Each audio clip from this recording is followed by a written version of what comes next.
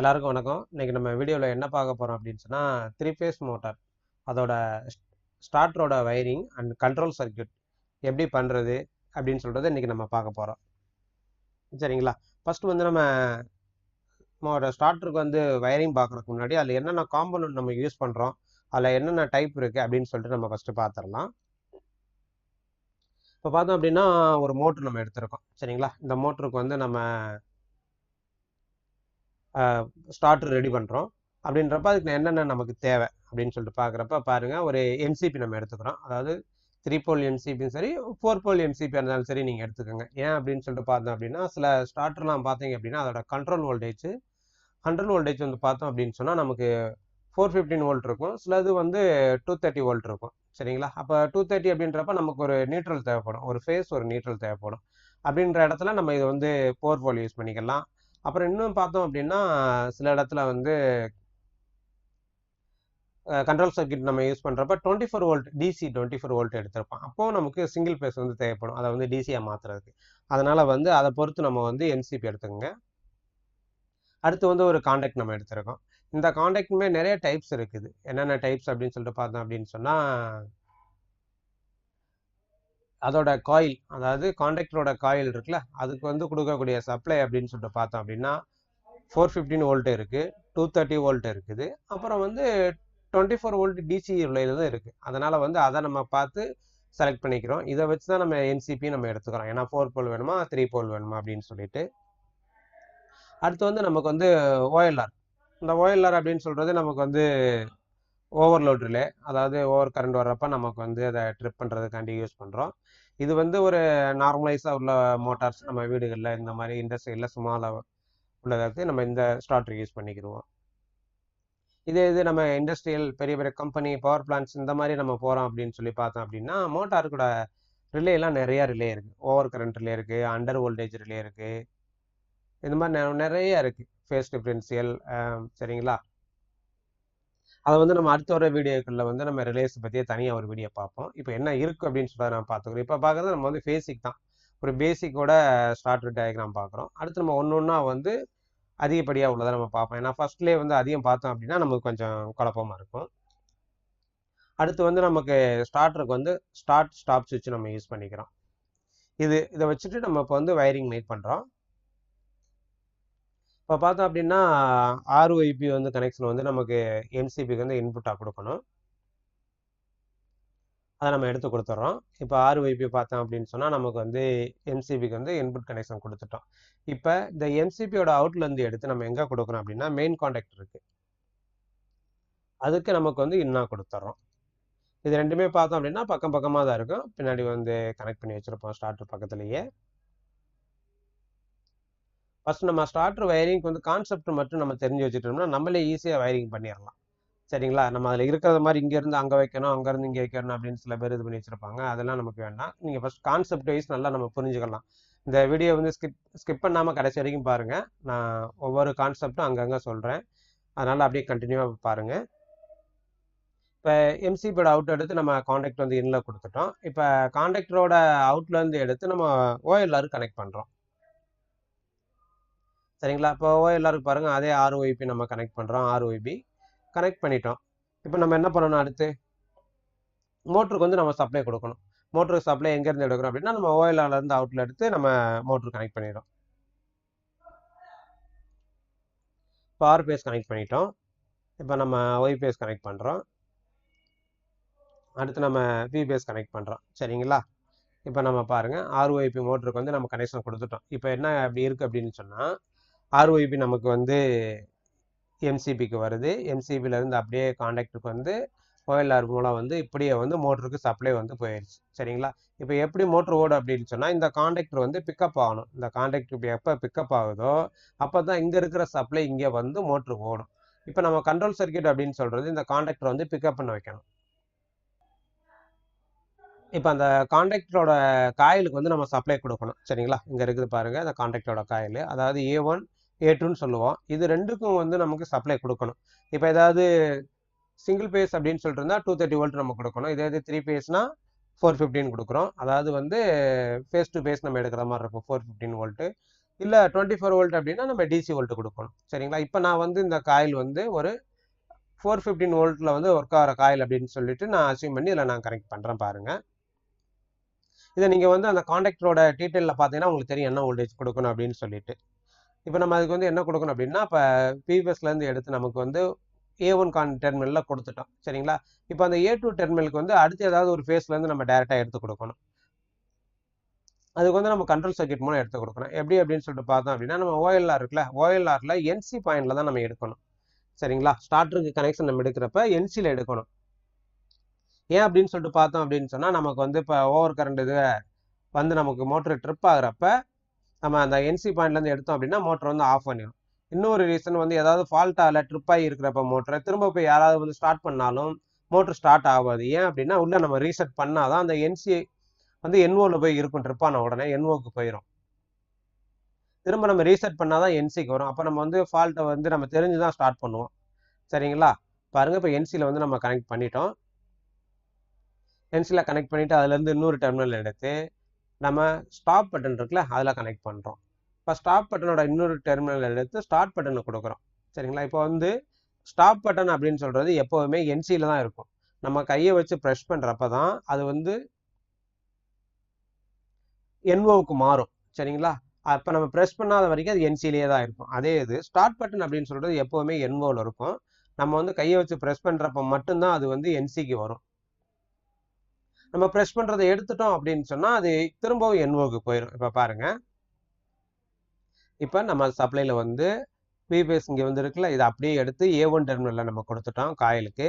அடுத்து ஆர் ஃபேஸ்லேருந்து பாருங்கள், இப்படியே எடுத்து நேரம் இங்கே வருது. நம்ம இதில் கொடுத்துட்டோம், NC பாயிண்டில் கொடுத்துட்டோம். அதோட இன்னொரு டெர்மினல் எடுத்து நம்ம ஸ்டாப் பட்டனுக்கு கொடுத்துட்டோம். அடுத்து அதோட ஒன்று எடுத்து நம்ம ஸ்டார்ட் பட்டனுக்கு கொடுத்துட்டோம். ஸ்டார்ட் பட்டன்லேருந்து நம்ம எடுத்து A2 டெர்மினலுக்கு கொடுத்துட்டோம். சரிங்களா? இப்போவுமே நமக்கு வந்து இங்கே இந்த காயிலுக்கு வந்து சப்ளை கிடைக்காது. ஏன் அப்படின்னா நமக்கு வந்து இது NC இங்கே வரைக்கும் வந்துடும். ஆனால் இந்த பட்டன் வந்து NO பட்டன். அப்போ நம்ம வந்து ப்ரெஸ் பண்ணால் மட்டும்தான் இந்த சப்ளை இங்கே இருக்கிறது இங்கே மாறும். அப்போ நம்ம என்ன பண்ணுறோம், ஸ்டார்ட் பண்ணுறப்ப இந்த பட்டன் நம்ம ப்ரெஸ் பண்ணுறோம். ப்ரெஸ் பண்ணால் என்ன ஆகும், இதுவிலே சப்ளை எப்படியே நேரம் இங்கே வந்துட்டு இந்த A2 கான்டாக்ட் வந்துடும். காயில் பிக்கப் ஆயிரும், மோட்ரு ஓடும். ஆனால் நம்ம பட்டன்லேருந்து கை எடுத்துட்டோம்னா மோட்ரு ஆஃப் ஆயிரும். ஏன் அப்படின்னா நமக்கு இந்த பட்டன் வந்து பாருங்கள் NO தான். அப்போ ப்ரெஸ் பண்ணி நம்ம எடுத்துட்டோம் அப்படின்னா NOவுக்கு மாறியும் சப்ளை இங்கே A2க்கு கிடைக்காது. கான்டாக்டர் வந்து டிஎன்எஸ்எஸ் ஆகி மோட்ரு வந்து ஸ்டாப் ஆயிரும். சரி, இப்போ நம்ம கையை வந்து ப்ரெஸ் பண்ணிட்டு எடுத்தாலும் கண்டினியூவாக மோட்ரு ஓடணும். அப்படின்னா என்ன பண்ணணும் அப்படின்னா நமக்கு இந்த A2 டெர்மினலுக்கு போகிற சப்ளை வந்து எப்போவுமே நம்ம ப்ரெஸ் பண்ணதுக்கு அப்புறம் கண்டினியூஸாக வந்து எனர்ஜிஸ்லேயே இருக்கணும் அந்த காயில். அப்போ சப்ளை போயிட்டே இருக்கணும். எப்பெல்லாம் ஃபால்ட் வருதோ அப்போ ட்ரிப் ஆகணும், மோட்ரு ஆஃப் ஆயிடணும். நம்ம ஸ்டாப் பட்டனை ப்ரெஸ் பண்ணாலும் மோட்ரு நமக்கு ஆஃப் ஆயிடணும். அப்போ நம்ம வந்து கண்டினியூஸாக சப்ளை இருக்கிற மாதிரி இப்போ ஒரு லைன் கொடுக்குறோம். இப்போதைக்கு இருக்கிற கனெக்ஷன் நீங்கள் பார்த்தோம் அப்படின்னு சொன்னால் ஸ்டார்ட் பட்டனில் இப்போ எப்பெல்லாம் ப்ரெஸ் பண்ணிட்டு இருக்கோமோ அப்போ மட்டும் தான் மோட்ரு ஓடும். கையை எடுத்துட்டோம்னா மோட்ரு ஆஃப் ஆயிரும். சரிங்களா? இப்போ வந்து நம்ம கை எடுத்தாலும் பட்டன் ஸ்டார்ட் பட்டன்லேருந்து கை எடுத்தாலும் நமக்கு வந்து மோட்ரு ஓடுற மாதிரி நம்ம பண்ணணும். சரிங்களா? அதுக்கு என்ன பண்ணணும் அப்படின்னா பாருங்க, நல்லா பாருங்க. அதாவது இந்த கான்டாக்டரில் பார்த்தீங்கன்னா NC N1 சொல்லிட்டு இருக்கும். இது நிறைய பேர் கேட்டிருக்காங்க, என்கிட்ட கமெண்ட்லையும் கேட்டிருக்காங்க, வாட்ஸ்அப்லையும் கேட்குறாங்க. அதாவது காயிலில் கான்டாக்டரில் வந்து NO பாயிண்ட் சொல்கிறீங்க, NC பாயிண்ட் சொல்கிறாங்க, அது வந்து எங்களுக்கு சரியாக புரியலை அப்படின்னு சொல்கிறாங்க. இப்போ நான் இந்த வீடியோவில் வந்து அதை வந்து நான் டீட்டெயிலாக எடுத்தேன்னா இந்த வீடியோ கொஞ்சம் லென்த் ஆயிரும். நான் இதுக்கப்புறமேல் அடுத்த வீடியோ போடுறப்ப கண்டிப்பாக நான் வந்து கான்டாக்டரோட டீட்டெயில்ஸும் அந்த NCனா என்ன, N1 என்ன, எப்படி மாறுது, OLRக்கு உள்ளது நான் வந்து கண்டிப்பாக ஒரு வீடியோ நான் மேக் பண்ணுறேன் இந்த வீடியோ முடிஞ்சதுக்கப்புறம். அதனால் இப்போ நீங்கள் வந்து NO NC அப்படின்ற மட்டும் தெரிஞ்சுக்கோங்க. அதாவது NO NC அப்படின்றது ஒன்றும் இல்லை, அந்த கான்டாக்டர் வந்து பிக்கப் ஆகலை அப்படின்னு சொன்னால் அதில் NO அப்படின்னு சொல்லி போட்டுருந்துச்சுன்னா அது NOவில் இருக்கும். NC அப்படின்னா க்ளோஸில் இருக்கும். அதுக்கு எப்போ நம்ம எனர்ஜிஸ் பண்ணுறோமோ அப்போ அந்த N1ன்றது NCக்கு மாறிடும், NCன்றது NOவுக்கு மாறிடும். நான் உங்களுக்கு அடுத்த வீடியோவில் தெளிவாக சொல்கிறேன். இப்போ நம்ம என்ன பண்ணுறோம் அப்படின்னு சொன்னால் கண்டினியூஸாக வந்து மோட்ரு ஓடுறதுக்காண்டி நம்ம வந்து கனெக்ட் பண்ணுறோம். அதுக்கு நம்ம என்ன பண்ணுறோன்னு பாருங்கள். இப்போ அந்த NO பாயிண்ட் இருக்குல்ல, NO பாயிண்ட்டுக்கு வந்து நமக்கு ஸ்டாப் பட்டன்லேருந்து ஒரு கனெக்டர் எடுத்து கொண்டு போய் நம்ம NO பேனலில் கொடுத்துட்டு அடுத்து அதோட எண்டு NO இருக்குல்ல, அதை எடுத்து கொண்டு வந்து நம்ம என்ன பண்ணிடுறோம்னா A2ல கொடுத்துட்றோம்.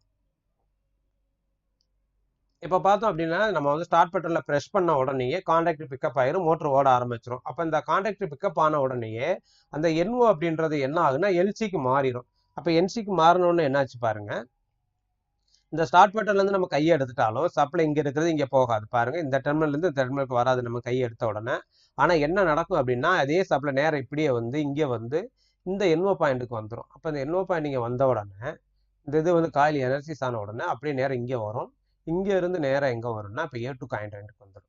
இந்த A2 பாயிண்ட்டுக்கு வந்த உடனே கண்டினியூஸ்லி கான்டாக்ட் சப்ளை கிடச்சிட்டே இருக்கும். மோட்டர் வந்து கண்டினியூவாக ரன் ஆகிட்டே இருக்கும். இப்போ இந்த ஸ்டாப் பட்டன் இருக்குல்ல, இந்த ஸ்டாப் பட்டனை வந்து நம்ம ப்ரெஸ் பண்ணுறோம் அப்படின்றப்ப என்ன ஆகும்னா இந்த என்சியில் இருக்கிறது என்ஓவாக மாறிடும்.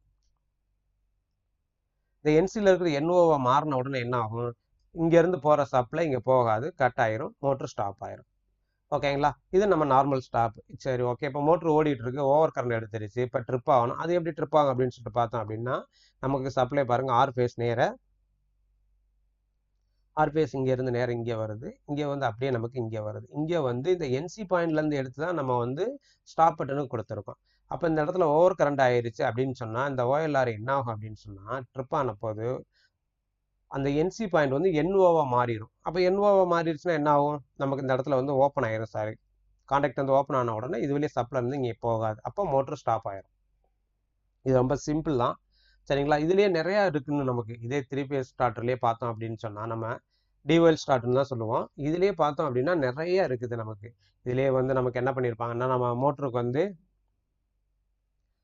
ஸ்பேஸ் ஹீட்டர் இருக்குது, அதோட கான்டாக்ட்லாம் அதில் கனெக்ட் பண்ணியிருப்பாங்க இண்டஸ்ட்ரியலில். அப்போ நமக்கு ரிலேஸ்லாம் கனெக்ட் பண்ணியிருப்பாங்க, அப்புறம் அம்மீட்டர் எடுத்திருப்பாங்க, வோல்ட் மீட்டர் கனெக்ட் பண்ணியிருப்போம். இந்த மாதிரி எல்லாம் நிறையா இருக்குது.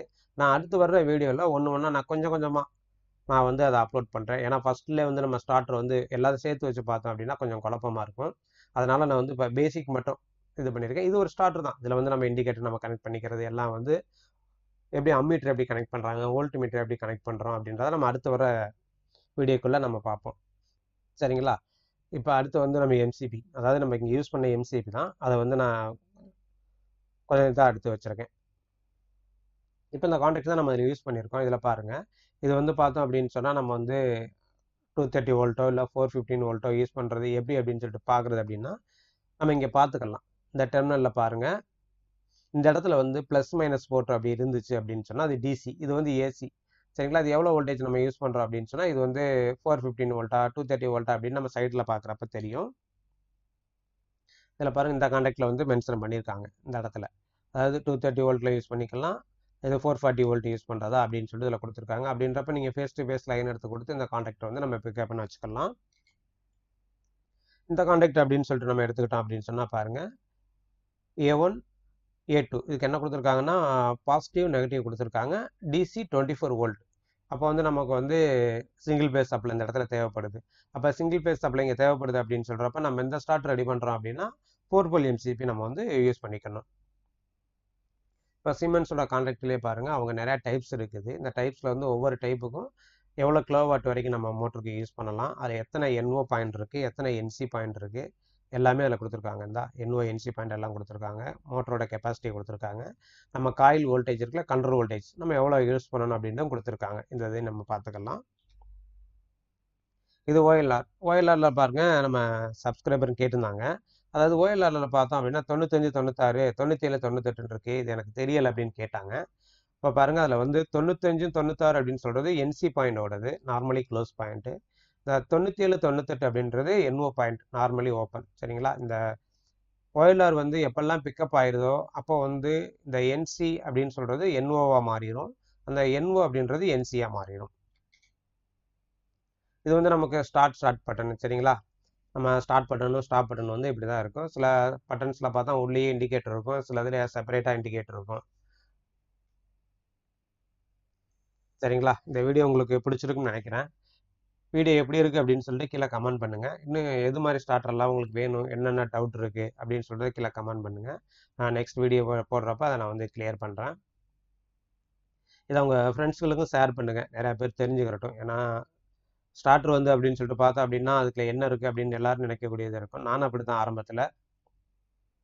இதை நம்ம கான்செப்ட் வைஸ், அதாவது மெயின் சப்ளை, கண்ட்ரோல் சப்ளை அப்படின்னு சொல்லிட்டு நம்ம கான்செப்ட் வைஸ் நம்ம ஈஸியாக அண்டர்ஸ்டாண்ட் பண்ணிக்கிட்டோம்னா ரொம்ப ரொம்ப ஈஸி தான், சரிங்களா. இந்த ஸ்டார்டர்லாம் நம்ம வந்து நமக்கே அதாவது என்ன ஃபால்ட் இருந்தால் எந்த இடத்துல ப்ராப்ளம் வரும் அப்படின்றத நம்ம ஈஸியாக நம்ம அண்டர்ஸ்டாண்ட் பண்ணிக்கலாம். ஓகே, நம்ம அடுத்த ஒரு வீடியோவில் சந்திக்கலாம். நன்றி, வணக்கம்.